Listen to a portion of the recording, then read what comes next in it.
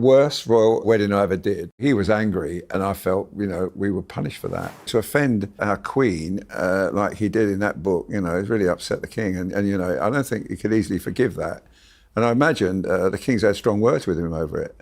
Probably the reason why he didn't want to go and stay with him, because he probably would get another lot. Hello, I'm Matt Wilkinson and welcome to our show, Royal Exclusive. With me today is legendary Sun royal photographer Arthur Edwards, MBE. Arthur, thanks for coming on. Pleasure, it's a pleasure, Matt. Excellent. Now, look, firstly, we learned this week that Prince Harry, when he was over for the Invictus Games ceremony, he didn't want to stay in a royal residence that was offered to him by the King because he didn't feel he had enough protection there. Does that make any sense to you? We've both been in palaces and royal residences. They're pretty safe, aren't they? What's going on here with Harry? How can he make that claim? They're protected by armed policemen, every one of them, and no exceptions. Unless you've got the right pass, no one can get in there. Now, it's been known that people have climbed over the wall of Buckingham Palace, but they're pretty soon apprehended. Recently, there was someone who turned up with a crossbow at Windsor Castle, but he was quickly arrested. So, no, I think that was a poor excuse. I think he wanted to stay in a hotel, and he was determined to do that. And don't forget, he travels with a small retinue of bodyguards as well. And so I suspect that was the reason why he did it. He had his own protection, and he felt that was enough. Well, the stories are changing, aren't they? So, famously, they put a statement out saying that he wouldn't be able to see the King because the King was too busy. Now it emerges the King actually said, you can stay in one of our palaces if you want, and that means that me and you can have a bit of time to hang out. Now all of a sudden he's saying, well, I didn't want to stay there because I didn't feel safe. I mean, it just doesn't add up, No, does it? It doesn't. And this is the story of Harry, though, ever since he decided to leave the royal family and go his own way in the United States. And he's just behaving, I think, sometimes appallingly. Certainly some of the things he said about members of the royal family, certainly, and Camilla and Catherine and his brother. I think you just don't do that with families. Your families are the most important thing in your life, and you just do everything to keep the family together and at peace. And I imagine the King's sort of unhappy with Harry being around people where he could learn stories and hear gossip and then put it in either his next book or his next podcast or his next radio or TV interview, and it looks like he's well informed. But of course, the King felt very upset with that last thing Harry did, the book, especially what he said about his lovely wife Camilla. Because I mean they're a very loved up couple, and to offend our queen like he did in that book, it really upset the King. And I don't think he could easily forgive that. And I imagine the King's had strong words with him over it. Probably the reason why he didn't want to go and stay with him, because he probably would get another lot. But it might not only be the King that didn't want Harry staying in a royal residence. Well, I think if you're referring to his brother, I think that's going to take an awful lot of peacemaking for that feud to end, because William's pretty angry about that, and he doesn't seem to care who he tells about that. He feels that his brother, just referring in that opera, Meghan as well, referring to that Oprah Winfrey interview about the royals are racist in many ways because they questioned the colour of Archie's skin. Well, I mean, I've talked to people with mixed race, and they say, well, that's a normal conversation you have when you're expecting your first child. And they've gone back on that as well. Well, now they have, yeah. But then he quickly said, oh, it wasn't the Duke of Edinburgh or the Queen that said it. And then, and at a later date, the Queen put out a statement saying, our recollections vary. Well, I imagine, most people will realise that was just the Queen saying, look, we don't believe anything you say, So. In my view, Harry, if he comes here, fine, he's welcome here. Obviously, he's a prince of the realm, although he's decided to keep the title but not do any work. I don't think he's entitled to stay in a royal palace. I think he, book into a hotel at any time. But he's not he's not putting, look, you know, to be a member of the royal family in this country is a huge, huge job. You're on show, you're in this electronic goldfish bowl all the time, people watching you, watching everything you do, everything you say, and a lot of responsibility that carries. And he didn't want that anymore. He wanted to go. I don't know why he went, because he was so popular here. I remember working with him. He was fantastic. He was just amazing. He was, especially with children, he was absolutely brilliant. And I travelled the world with him, and I did really enjoy working with him. But, you know, now I really don't care if I ever see him again, because the way he's behaved towards the king and our queen and his brother and his sister-in-law is appalling. And I just feel that it's about time he realised that. And you know, he can't come and stay in palaces. You know, he was, though the king still loves him, and he would love him to come back and work for the family, but not as long as he's not going to write stories about it. And I think while that situation's still ongoing, I think that there's nothing's going to change. Well, what my understanding is that Harry didn't want to stay in this royal residence that was offered, because it was in a visible location with public entrance and exit points with no police protection. Now, I can tell you that he actually stayed, when he was over here, at the Coworth Park Hotel, which we know. The Coworth Park Hotel, which is a short drive from Windsor Castle. It's just off Crown Estates land. It's just off Windsor Great Park. But it's where Harry and William stayed the night before Harry's wedding to Meghan. I mean, it's something that they know, but it's a 5-star hotel. It's palatial. It's a really nice place. You know, I can't afford to stay there. I think it's like £500-600 a night or something like that. But that's where he stayed, as opposed to a royal residence. I mean, does that? We're not security experts. Does that make sense to you that you turned down a palace? It seems a lame excuse, personally. I mean, you know, royal palaces are fortresses. You know, everything's protected. I mean, Balmoral. I mean, they're just. I mean, it's just so protected, and they're so proud of that. The Metropolitan Police, you know, that what they do. And you know, from when the king goes up to Balmoral, the Metropolitan Police go up there with him. I mean, you know, they do long duties up there. So, no, it's a fact that they are safe. He just preferred the hotel, in my view. Don't go anywhere, because we have plenty more coming up in the rest of the show. I thought to myself, you know, this is all showbiz rubbish. The whole thing was just stage managed to suit them. Me and you have been working together for like 4 or 5 years, but you're celebrating a bit of an anniversary this year, aren't you? Well, I've done 50 years on the paper. It's your golden anniversary. Well, you could call it that. I like to think it long service.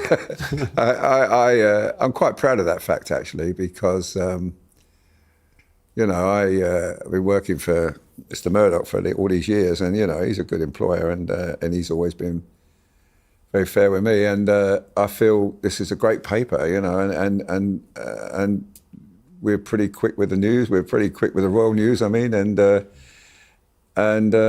great exclusives. Thanks a lot to you, Matt. I mean, you've been doing brilliantly since you've joined the royal reporting team, and it's been enjoyable. But I think we're going to not do too much in the near future with this. Well, exactly. So election, the king. You must have seen many prime ministers and stuff with the Queen back in, you know, when she was around. But so Sunak has called an election July the 4th. We finally know, but he had to go to speak to the King to tell him that he was to dissolve Parliament at some stage, and that he was going to hold a general election. Is this a big moment for the King? Do you think this is his first general election as monarch? He's going to have lots of constitutional roles. He's going to take up a lot of his time and attention. It is, but you know, I mean, he said farewell to Liz Truss. He said he's going to probably say farewell to Mr. Sunak, and probably welcome a new prime minister, and all in 2 years. I mean, that's pretty impressive. But the thing is, with a general election, you know, everything of importance that would sort of outshine reporting on the election gets cancelled, and I imagine the King was pretty cross about that, because, you know, he's just come back from a long illness. I mean, we didn't see him for months, and he's been really putting a big shift in, you know. I mean, he's working every day this week, and because of now the election, a lot of it's going to be cancelled. I hope some of the big events go ahead. I hope that, we get to Normandy with him and Troop in the Colour, the big events in London, his official birthday. But the election is important, and it will and should supersede everything. It's a big moment for the country. In democracy, it is the most important thing that we can change the government anytime we feel it they're not doing the job for us, and the king will accept that. He knows that's part of his duty. That he's head of state, but the prime minister is the elected head of the government, and that's more important. So, we'll probably be kicking our heels for a bit, but imagine when the election's over, we'll be run off our feet with every single day. But he is, the king is very interested in the running of the country. I imagine every day they have their weekly meeting with the Prime Minister. Now, they're all it's probably private and no one ever knows what's said, but imagine having worked with Prince Charles and for over 40 years, he's very interested in I think he's very much a socialist in my view. He's very interested in the benefit, helping the less well off, and lots of these things he's done over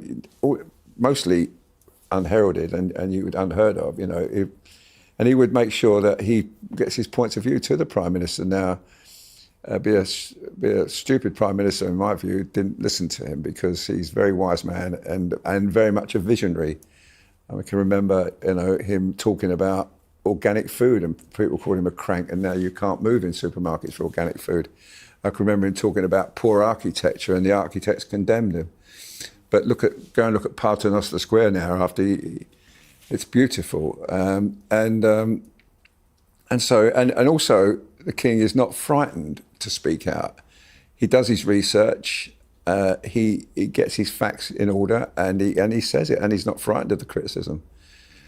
And he's an amazing man, but he's going to be doing like most of us, just watching party political broadcasts on the television. But having said that, it's only for 6 weeks, and that's not a lifetime, and it'll be back to normal soon.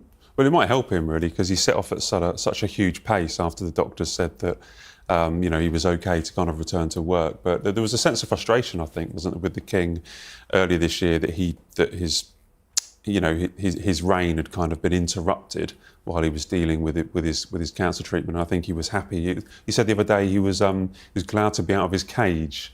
On an engagement, now he has to go back into the cage a couple of weeks. But we still should get him at trooping, Royal Ascot. These things will be great. But it'll just be as you pointed out, will just be some of not the more mundane, but some more of that may be veering into kind of political areas, or might be a little bit vulnerable to be talking about major political issues and stuff like that. Yeah, I also think our Queen Camilla will be relieved, because I was with her last week in Rye in Sussex, and she said, she asked me how I was. I said, fine, ma'am. I said, I'm pleased that the king's getting well. She said, yes. She said, if only he'd do what he was told, So, really, she probably, wants him to slow down a wee bit. But he's, I saw him this week at the Chelsea Flower Show, and he looked amazingly well, So and in fact, he's raring to go, but I should imagine he's still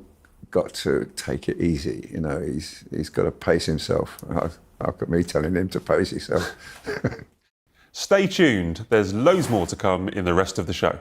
Done some really lovely royal weddings. I did both King Charles's weddings. I did William's wedding. I did Andrew's wedding. I did Sophie and Edward. They were lovely occasions. But that day, I couldn't get out of Windsor quick enough. These 6 weeks, as I say, where the royals will have to slow down, sadly, and not do as many engagements, it's probably not the right time, even if there is a right time, for the Princess of Wales to come back.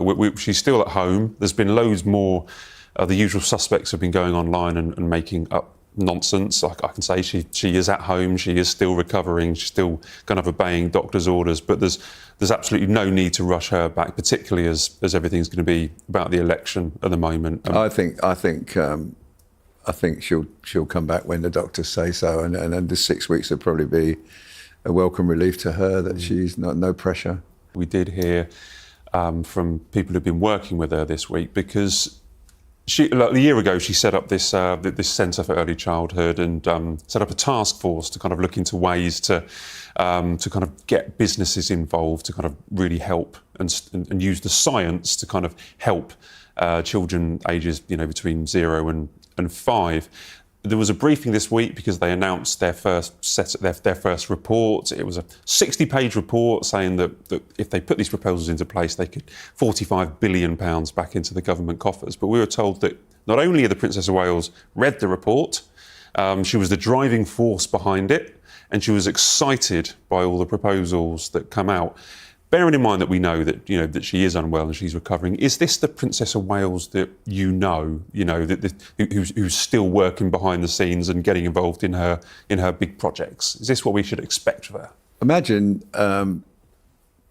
like the King, when getting treatment, he was still working on his boxes and stuff. I imagine she's doing the same. I imagine she has her staff, planning things and events and also projects that she's heavily involved in. So imagine, even though we're not seeing her, she's not making public appearances, I imagine she's still pretty busy doing that. And and I think she's just an incredible woman in my view. She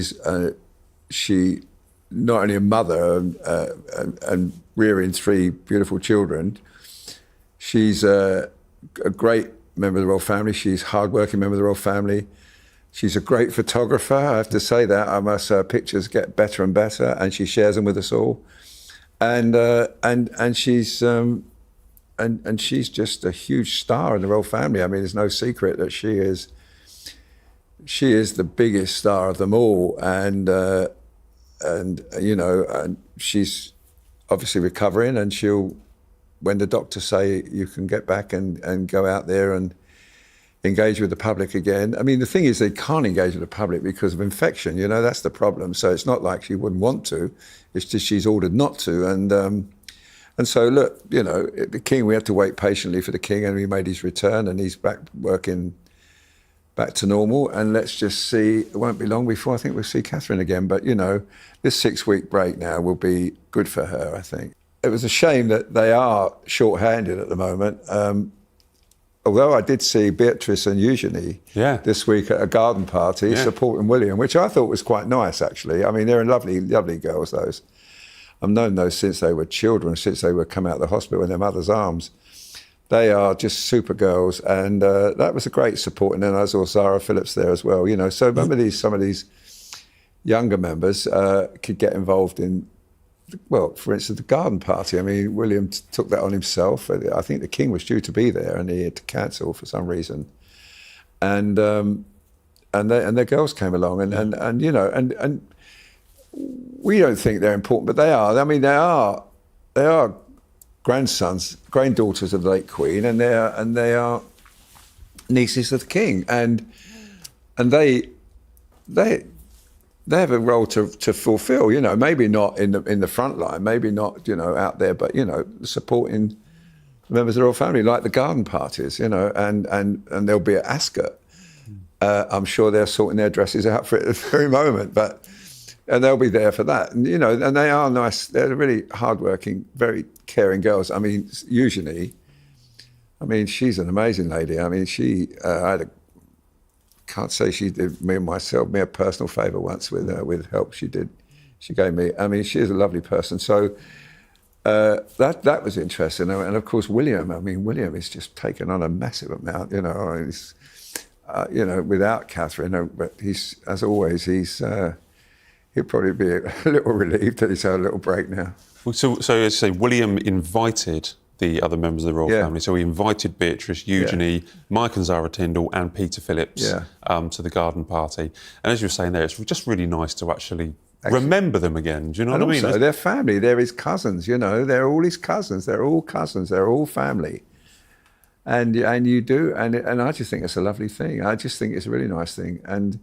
Do we need to see more of them, Arthur? I would like to see more of Beatrice than usually. Yeah, I do. Working royals, or I don't know. I mean, I imagine the King's giving it some thought because, they're very short-handed at the moment. They are. I mean, if you think there really is only William and Catherine and the King and Queen, and all right, and we know Princess Anne is tirelessly working, and we know that Edward and Sophia are really hard-working, but they do some really good stuff with charities, Beatrice and Eugene, but they've also got families and jobs. They've never actually taken up this kind of working royal role. No, they haven't, but they are involved in things. I mean, they are involved in charities, and they do, and they've all their life done that. Their mother and father have taught them that. That's their, they've got born to great privilege, and that with that privilege comes duty, and they realise that. But for some reason, I think maybe because Prince Andrew is not the most popular person in the world at the moment. Maybe people think like that, but I don't know. I do feel they're. I was great seeing them at that camp. I know it was pouring with rain, but when I saw those pictures, I thought, well done, good on you, William, because there's all your cousins there. And I see them at Sandringham at Christmas time when the whole family meet together. And they are really, really, they're really great friends. So, yeah, I hope it happens anyway. Well, I think if it doesn't happen with the King, it will happen, certainly, with William, yeah. I may be being naughty here, but Eugenie was always good friends with Harry and Meghan. I've maybe introduced them, depending on whose story you kind of believe. She's been out to California a couple of times. Yeah. They've kind of, and then she turned up to the garden party, and I think she put on Instagram, it was great here to be supporting the royal family. I'm probably being a bit naughty here, but is Eugenie like a firm, trusted kind of member of the royal family for William to use as a support still? I think she's a kind person, very kind person. I know her well, but I've worked with her a lot. I think she's a tremendously kind person, and I must say, she's very close to Harry. I remember, she was very close to Harry. And imagine, I think it's good that, people are like that. I think it's lovely that, they can keep in touch with Harry. I mean, look, Harry's just lost his way a bit, in my view. I think he is the prodigal son, in my view. And he's got to think about what he's doing and think what the damage he's done. And everybody is capable of forgiveness, and I'm sure, but I think, look, Harry is the prodigal son, but the prodigal son did return to the fold, and let's all hope that happens one day. I hope it does happen, but at the moment, I mean, has he been married 7 years now, is it? Well, it's 7-year anniversary. Yeah, so 7 years. This week was their 7th. Do you remember that? You must remember. Where were you you were there in Windsor? Oh, I was there. Hated the day. The day was a miserable day. I mean, it was a... Really? I thought... Well, was it? Well, I can tell you now, it was the worst royal engagement I ever did, a royal wedding I ever did, because Harry was determined to keep the newspapers away from it as much as possible. Everything was done on long lenses. I mean, I tell you, had an 800mm lens photographing the guests arriving, and the photographers they engaged for the job was 5 feet away. It was just hopeless. And then the carriage shot, when they went past me in the carriage, they looked the other way. So for me, it was a disaster. And well, was that deliberate? You were made to feel unwelcome. I felt so. I felt it wasn't just me; it was the whole of the British press. They were. In many ways, badly treated. I think it was, Harry was angry with us, really, because some of the things that have been said about Meghan, and quite rightly, some of the things that were said about Meghan during the engagement were pretty harsh. I want to sort of mention them now, but some of them were pretty unfair as well. And so he was angry, and I felt, we were punished for that. And in fact, I never got one picture in the paper published from that day. And when I think, I've done some really lovely royal weddings. I did both King Charles's weddings. I did William's wedding. I did Andrew's wedding. I did Sophie and Edward.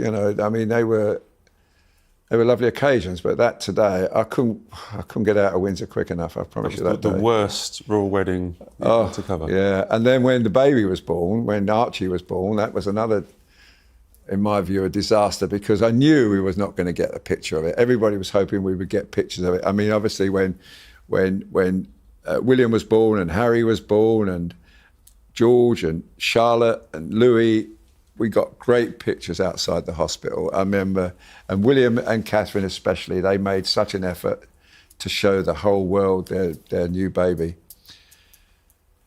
But I mean, I say this, but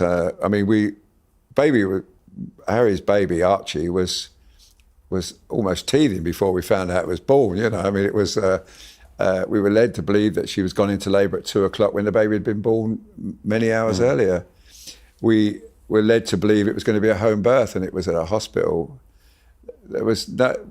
The whole thing was just stage managed to suit them.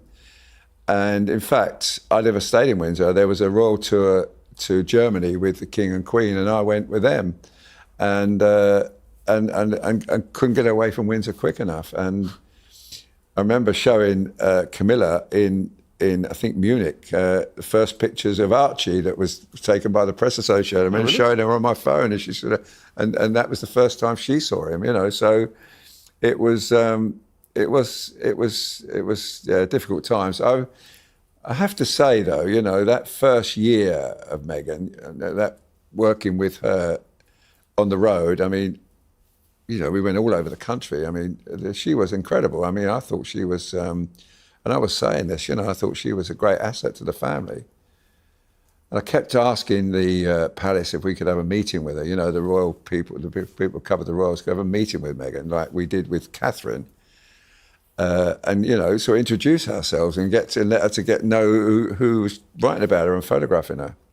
And I was assured it was going to happen, but it never did. And then pretty soon, like, you know, she'd made her mind up that they were going, and that was it. But do you get a sense that they made, if you're talking about the wedding, everyone was made to feel unwelcome? Not everybody, just the British press, yeah, just British the people press, that travel the whole world, and spend their whole life. All my life, you know. And then Oprah Winfrey had met them once. She was a guest. The Clooneys, you know, the guests. I mean, never met them before, but they were the guests. And you know, I thought to myself, you know, this is all showbiz rubbish, you know. Did you get a sense then that they wanted out, that they wanted a California life, that they wanted showbiz, that they weren't interested? If they weren't interested in making people feel welcome at the wedding, it just seems to me they made a decision back in 7 years ago. That they I'm looking. I mean, Oprah Winfrey was there, and then the first big interview they did was with Oprah Winfrey. And you know, most of that interview was left on the cutting room floor because it was so one-sided and it was so unfair. And I think about watching it now, and you know, the bit about Archie and the colour of his skin. And I knew they'd be seething. I knew the Queen would be seething. I knew that the Prince of Wales, Prince Charles, would be seething. It would be so unfair, because one thing they're not is racist. You know, they are not. I've been with the King all over Africa, all over South America. I've never seen, only just engaging and enjoying the company of these people. So, you know, it would be no way that he would be like that. He's just and it was just an unfair thing to say. But it was, you know, I mean, she delivered it like an actress delivered it, and Oprah responded going, wow, you know, as though like, you know, it was awful. And then of course, some of the Netflix stuff and the book, oh God, you know, it was dreadful. But so to confirm, Arthur, you didn't do anything to celebrate Harry and Meghan's 7th wedding anniversary? I'll tell you what, no, I don't even, I'm surprised it lasted that long. No, many people said it wouldn't. It has. I mean, they obviously, you know, they're probably happy together. They've got 2 lovely children. And it's one of the saddest things of all, Matt, of course, is that the children don't get to see their grandfather, either grandfather, you know, and that's really so awful, because they're not getting to meet their cousins and to know their cousins. And it's such a shame for them. No, it is. Happier times this week. Buckingham Palace garden parties, Chelsea flower show as well. Can you give us just a flavour? You've done lots of them. We talked about 50 years, your golden anniversary, but you've done a lot of these. Can you just give a flavour of what it's like? And many people haven't attended a Buckingham Palace garden party. Yeah. I mean, they're the highlight in the calendar for many people. If you get a ticket and you get to go there, but what is it like at a garden party or Chelsea flower show when you're with the King, the Queen, Prince and Princess of Wales, etc.? Well, I've been to several garden parties with my wife, and they are amazing. I mean, first and foremost, everybody's beautifully dressed. I mean, the women must spend millions of pounds on clothes. They look lovely. And then, of course, the royals come out, and then there's a big lineup. And people think that lineup is exclusive, but it isn't. If you're a member, if you've been invited, you can join that lineup, and you get to meet the King and Queen, King or the Queen. One does either side. But the food is lovely. There's so much of it. The tea is absolutely. I mean, tea is my favourite drink. It's absolutely. Yeah, I can testify for that. Tea is your favourite drink. And it's really, and you can walk around the gardens and the lake, and it is the most beautiful afternoon, and you see so many people, or they know you, and it's a really, and the 2 hours it goes in a flash, it goes so quickly, but it's really lovely, and. I've been to the Chelsea Flower Show every year for the last 30 years, it must be. And every year, where the Queen used to go, the Queen was the patron of the Royal Horticultural Society. And the big thing is the route she takes through the gardens. Everybody desperately wants the Queen to come through the garden. And we had a very, very famous gardener called Peter Seabrook. Unfortunately, he's no longer with us, but one year he asked me to go and do some pictures for him, and I said, are the royals coming past your stand? We had a wonderful stand there, it was called Sunflower Street. He said, they never come here, never come to the Sun stand. I said, well, why is that? He said, oh no, they just don't. So I was there, and I saw Prince Charles walking by about 2 rows back. So I went over to said, Prince Charles, would you come and look at our garden, please? And he said, okay. And he came over, and Peter, went straight into his Rahai eat mode, and he started telling the King about what they were doing. And it was a fascinating, it was called Sunflower Street, and there was a bridge across the top. And I think he won a gold medal for it that year, Peter. And next day we ran a big page of pictures of the King with Peter. The following year, we had the Queen Mother, Princess Margaret, the Emperor, the Crown Prince of Japan, and Chelsea Clinton all came to Peter's stand. And so it then became normal. And in fact, the last time the Queen, she came just before she died, the year before she died. And she came to Peter's stand, and Peter had got this special bouquet made of flowers he'd grown in his own garden for her. And I remember getting the Queen sort of smelling the flowers, and she came in a little carriage, a little sort of cart. So legs were not too good to walk around. So it was, but this year I went, and the King and Queen were there, and of course they go separate routes. One of the nicest pictures I took on the route was when they passed each other or going their separate ways, and they were laughing at each other, meeting each other.